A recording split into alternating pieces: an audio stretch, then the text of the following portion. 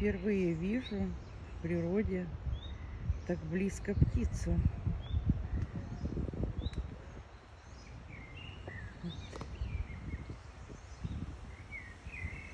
Люди плавают, кушают, и вот она птичка.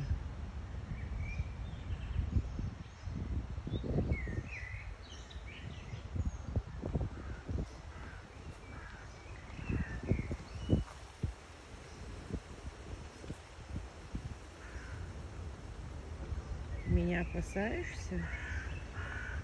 Я тобі не нашкоджу, ні.